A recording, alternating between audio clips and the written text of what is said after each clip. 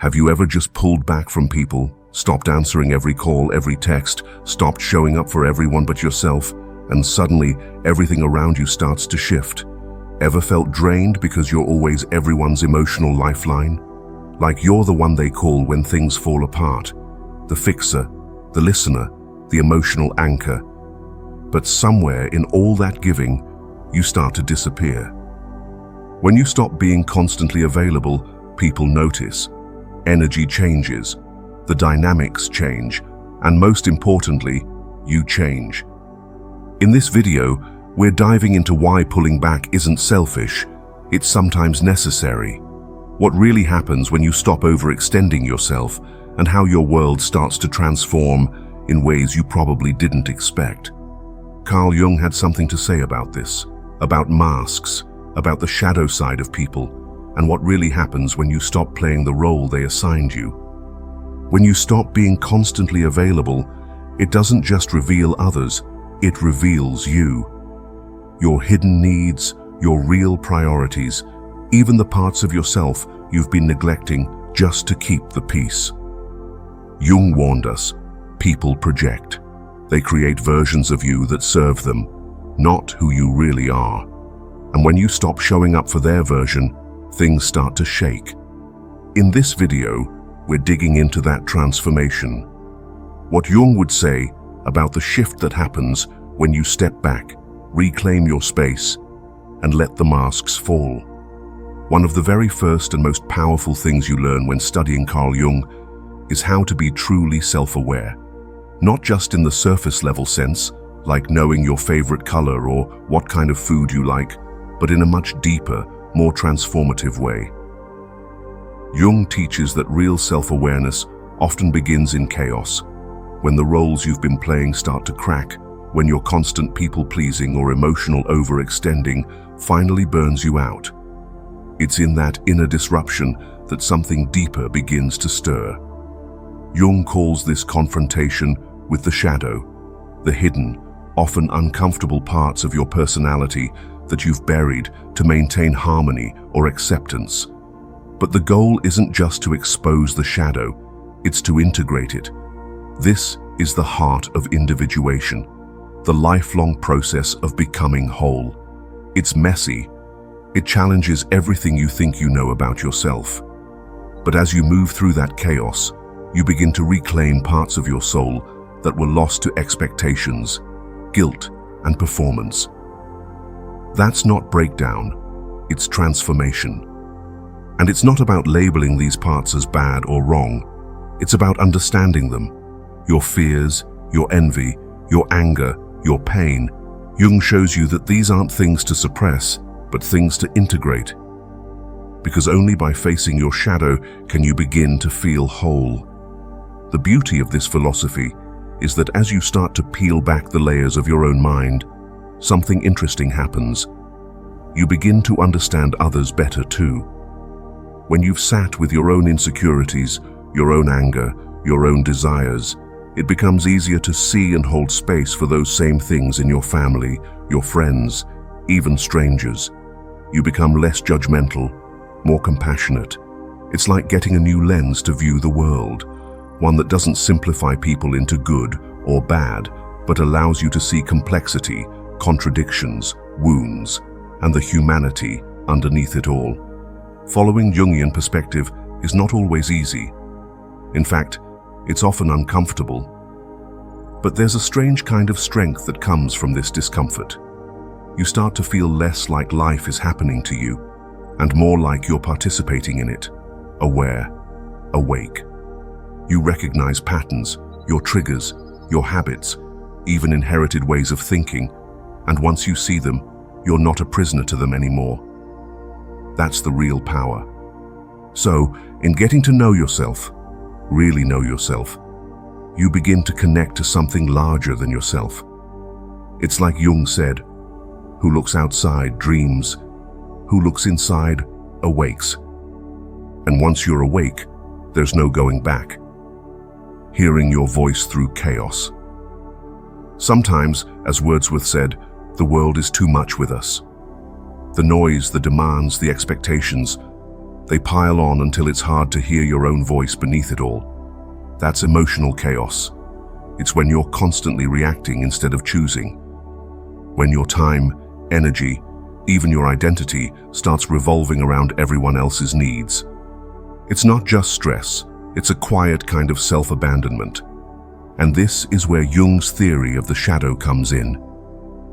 He believed that the parts of ourselves we push down, the anger, the resentment, the exhaustion, don't go away. They wait. And in the chaos of being everything for everyone, those buried parts start to surface in subtle ways. In irritability, withdrawal, even self-sabotage. Jung would say the chaos isn't just external, it's the result of a divided self. A self that's been edited, suppressed, fragmented. And to move toward healing, toward wholeness, we have to stop running from that shadow and start listening to it. Seeing with new eyes, the shift after self-awareness. With this new lens, this heightened self-awareness, you begin to observe everything around you differently. It's subtle at first. Maybe you notice how certain conversations drain you. Maybe you feel a little distant in rooms where you used to feel comfortable. But slowly, and almost without trying, you begin to see. It's not just about seeing others. It's about seeing your relationship to them and to yourself more clearly. When you start taking that intentional alone time, not just scrolling on your phone in silence, but truly sitting with yourself, you stop feeling panicked about being alone. You begin to crave solitude not out of avoidance, but for nourishment. It becomes a space for reflection, for realignment. And in that quiet, important questions start to rise. Why am I friends with this person? Why do I keep allowing that pattern to repeat? Why did I ignore the red flags that seem so obvious now? Why did I laugh at things that didn't feel right? These aren't questions you used to ask, not because you were naive, but because you weren't ready. You didn't have the insight to hold these truths without collapsing under them. Jung's work doesn't just teach you to look, it teaches you to hold the gaze, even when what you see is uncomfortable. And now you're not just reacting to life, you're watching it, reflecting, judging, not in a shallow, gossipy way, but intelligently, with depth. You begin to understand people's defense mechanisms, their fears, their projections, because you've begun to see those things in yourself. Suddenly, someone's constant need to talk over you doesn't make you angry, it makes you curious. What are they trying to prove? What are they afraid will be heard if they stop talking? This awareness doesn't mean you become detached or cold. If anything, you become warmer, softer, but wiser. You don't overextend. You don't beg for understanding. You start realizing who you're no longer aligned with. And that's okay. You just start choosing peace over chaos, clarity over confusion. And with that clarity comes distance. You begin to quietly pull yourself away from their daily mundane problems, the drama, the noise, the constant emotional labor. You become unavailable in ways that once felt impossible. And that's when people start to react. Some will question it. Some will try harder to pull you back in. Some might even change. But whatever happens, you're no longer trying to fit into spaces that demand you shrink. You've seen too much of yourself now, and you know too much about them. The power of distance, seeing people through the Jungian lens. When you begin to distance yourself from others, whether intentionally or simply because you're now more focused on your own journey, you start seeing people's true colors in a way you never could before. The daily interactions that once seemed trivial now hold deeper meanings, and the dynamics that once felt natural begin to feel different. It's as if the fog clears and you begin to see others not just as you wanted to see them, but as they truly are. This shift is powerful, and it's deeply rooted in Jungian psychology. Jung argued that we often project our own unrecognized thoughts, fears, and desires onto others. We see people through the lens of our own unconscious patterns, our shadow, if you will. We may romanticize someone because they reflect a part of us we're not ready to face, or admire their qualities that we secretly wish we had. But when we begin to pull away, to take time alone, we gain the space to truly see, without projections, without filters. As you create distance, you stop being caught up in their chaos, their drama, their need for validation. And in this space, what you once might have overlooked, the subtle manipulations, the constant need for attention, the toxic behaviors, becomes glaringly obvious. You begin to notice patterns you were too close to see before, and they no longer seem acceptable.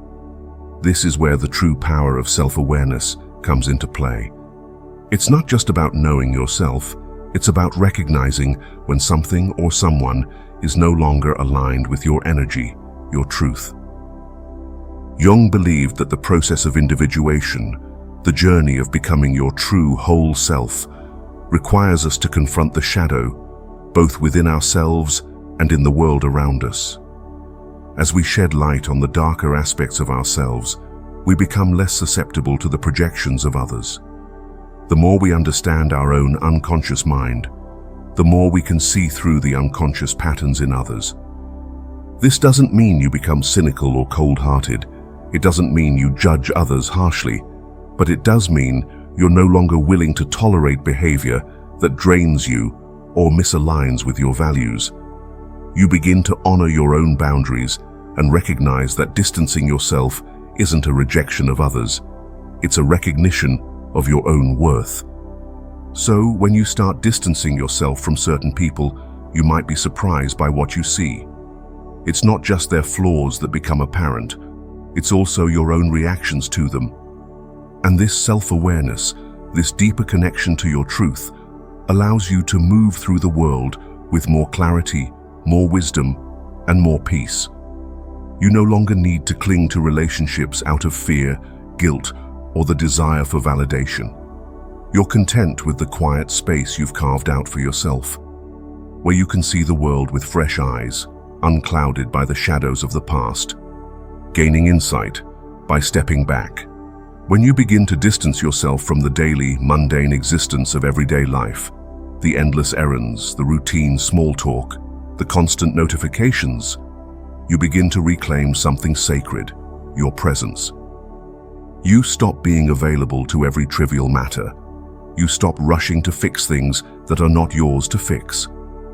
You no longer feel the need to constantly reply, constantly explain, or constantly show up where you don't feel seen. This isn't arrogance, it's awareness. It's the slow but powerful realization that your energy is precious. And once you recognize that, you stop spending it on people and places that drain you. Suddenly, certain people, those you once called friends, those who once relied on your silence or your compliance, begin to reveal their true selves. When you were always available, they didn't have to show you who they were. But the moment you set boundaries, the moment you chose solitude over shallow connection, reactions start to surface. Some grow cold, some guilt trip you, some try harder to pull you back in. But the most important thing is, you begin to see clearly. You see who truly valued you and who simply valued your usefulness. You see who respects your need for space and who takes your distance as a personal insult. You start to see people's characters unfold not through their words, but through their responses to your growth. This distance becomes a form of self-therapy. You are no longer engaged in the noise, so you begin to hear your own voice again. You begin asking better questions. You begin observing life with a reflective eye instead of a reactive one. Carl Jung believed that real growth comes from integrating the unconscious parts of ourselves, the shadow, and stepping outside of habitual behavior. And what better way to meet your unconscious than in silence, in solitude, in distance? You start to notice patterns, not just in others, but in yourself. Why did you always say yes? Why did you feel guilty for resting? Why did you keep helping people who rarely helped you in return? These questions rise not out of bitterness, but out of newfound clarity. The most surprising part of it all, you begin to enjoy your own company. You become more intellectually alive. Books speak to you differently. Music hits deeper. Time slows down. The world doesn't feel so heavy anymore because you're no longer carrying everyone else's weight. Through this self-imposed retreat, you gain something far more valuable than social validation: knowledge. Knowledge of yourself, of human nature, of what truly matters. And when you return, because you will return, it won't be to the same place. It will be as someone who sees, who understands, who knows when to engage and when to walk away. That's the gift of distance. It doesn't separate you from life. It brings you back to it, wiser and more whole than before. Carl Jung not only recognized the value of solitude, he encouraged it as a necessary step in the process of individuation, the journey toward becoming your true, integrated self. He believed that without taking deliberate time away from the noise and expectations of society, we risk living lives dictated by collective norms rather than our own inner truths. Jung urged us to turn inward, to confront our shadow, the hidden parts of ourselves, and to listen to the voice of the unconscious. He saw this introspective retreat not as isolation, but as essential nourishment for the soul. By stepping back from the external world, we create the space needed for authentic self-reflection, transformation, and deep psychological insight. The lesson of non-availability, stability, clarity, and inner power. When you stop being constantly available, emotionally, mentally, and even physically, you learn one of the most powerful lessons of your life. You are enough, even in your silence. The world doesn't fall apart when you take a step back. In fact, it starts to make more sense. The first and most obvious shift is internal. You become more mentally stable. You're no longer pulled in 10 directions, responding to everyone else's expectations or emotional turbulence. Your thoughts slow down. You feel less scattered. There's a new calmness in how you move, how you think, how you respond. But it goes deeper than that. You begin to live in a heightened state of self-awareness. You become aware of your emotions as they arise. Not just the easy ones, but the difficult ones too. Fear, anger, grief, loneliness. And instead of running from them or masking them with distractions, you sit with them, you study them, you allow them to teach you something. This is exactly what Jung meant when he talked about facing the shadow. When you are constantly available to others, you often neglect yourself. You put everyone else's needs before your own, and your unconscious remains buried. But when you step back, that shadow begins to surface. You start to recognize patterns in your behavior. Why you people please, why you fear abandonment, why you overextend. And with that recognition comes healing. You also begin to see others more clearly. You stop idealizing people or making excuses for their behavior. With your emotional energy no longer wrapped around being liked or needed, your eyes open. You see manipulation where you once saw friendship. You see selfishness where you once gave benefit of the doubt. And the beauty is, you're not reacting from anger. You're simply observing calmly, wisely. You learn that emotional availability must be earned, not given out freely. Your time and energy are not infinite, and not everyone deserves access to your inner world. This boundary is not a wall, it's a filter. It protects your peace and respects your growth. Ultimately, by not being constantly available, you step into your power. You take responsibility for your well-being, you face your fears head-on, and you gain a deeper connection with yourself. You stop fearing solitude and begin cherishing it. You become emotionally self-sufficient. And perhaps most importantly, you learn to choose yourself again and again without guilt. Pulling back to power up. In the end, Carl Jung's wisdom helps you see that being unavailable isn't selfish, it's sacred. It is the space where healing happens, where truth rises, and where your soul finally has room to speak. Jung reminds us that the journey toward wholeness requires us to withdraw from the noise, to detach from the roles we've been performing, and to stop showing up for people or problems that no longer align with our growth. By choosing to be unavailable, you are not abandoning others. You are returning to yourself. You are turning inward, meeting your shadow, and recognizing the complexity of your own being. And in doing so, you develop the emotional clarity to see others as they truly are, not as you once needed them to be. This withdrawal is not a disappearance, it is a deepening, a conscious choice to stop scattering your energy and start gathering your strength. Jung teaches us that through this quiet rebellion, through this sacred no, we finally arrive at the most honest version of ourselves, and that version no longer fears being alone.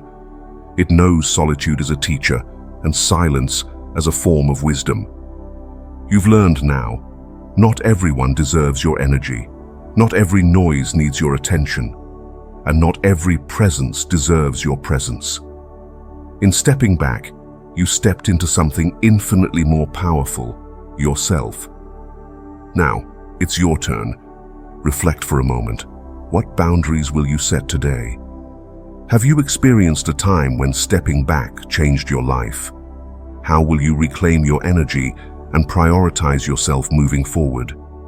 Share your story in the comments below. Your journey could inspire someone else's transformation. Remember, as Jung reminds us, who looks outside dreams, who looks inside awakes. If this video resonated with you, don't forget to like, subscribe, and hit the notification bell. Join our growing community of intentional thinkers reclaiming their lives through clarity and self-awareness. Thank you for watching, for sharing your insights, and most importantly, for choosing yourself today. I'll see you in the next video.